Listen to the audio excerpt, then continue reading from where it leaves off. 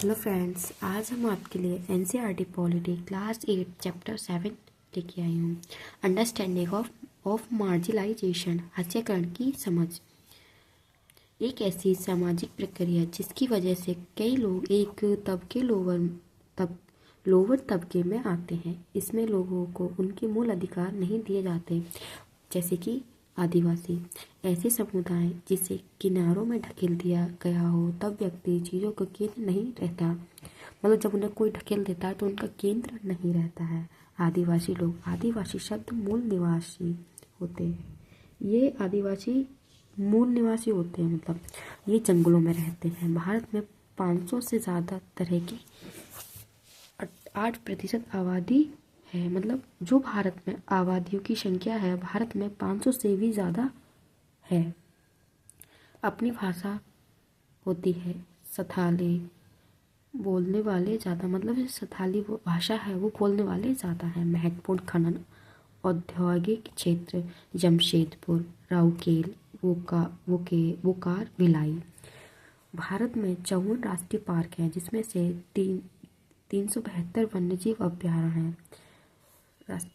ये राष्ट्रीय पार्क हो गए और ये वन्यजीव अभ्यारण्य, और ये 2001 में ये इस ऐसे इलाके हैं, 2001 के ये इलाके हैं जहाँ आदिवासी रह करते थे, वहाँ से उन्हें उजाड़ दिया गया, मतलब उन्हें यहाँ से हटा दिया गया। उड़ीसा के कालाहांडी जिले में न्यायगिरी पहाड़ियाँ हैं। यहाँ डोगरिया कोड नामक आदिवासी समुदाय का इलाका है। मतलब यहाँ पे डोगरिया कोड नामक आदिवासियों का इलाका है।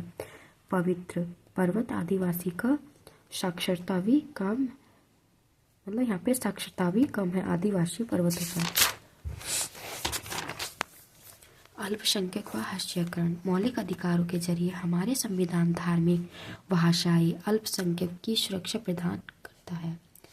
ऐसे समुदाय जो संख्या की दृष्टि से वाकई आदिवासी के मुकाबले बहुत कम है। मुसलमान और हास्यकरण। 2001 की जनगणना के अनुसार भारत की आबादी में मुसलमान की संख्या 13.4% था। 2011 की जनगणना के अनुसार मुस्लिम आबादी 17.22 करोड़, मतलब 14.2% हो चुका है। इन्हें हाशियाई समुदाय माना जाता है क्योंकि ये आर्थिक रूप पिछड़े या शिक्षा की कमी होती है। मतलब ये पिछड़े वर्ग तो होते हैं और इनमें शिक्षा की भी कमी होती है। संविधान द्वारा परिभाषित अधिकार और इन अधिकारों को साकार करने वाले कानूनों व नीतियों की रक्षा में हमें सभी की बराबरी जिम्मेदारी बनती है।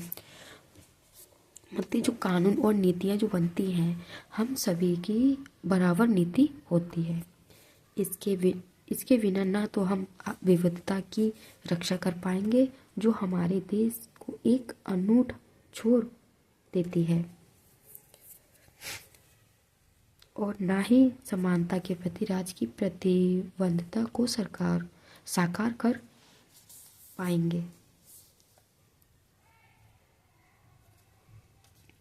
मतलब अगर कानून और नीतियों की रक्षा सभी को बराबर जिम्मेदारी से मिलती रही, तो हम विविधता को भी और समानता को भी बराबर साकार कर पाएंगे। हास्यकरण का संबंध अभाव पूर्वग्रह शक्ति तीव्रता के एहसास से जुड़ा है। मतलब जिनका जो भी संबंध है पूर्वाग्रह शक्ति तीव्रता के एहसासों से जुड़ा हुआ है। सरकार ने 2005 उच्च स्तरीय समिति न्यायमूर्ति राजेंद्र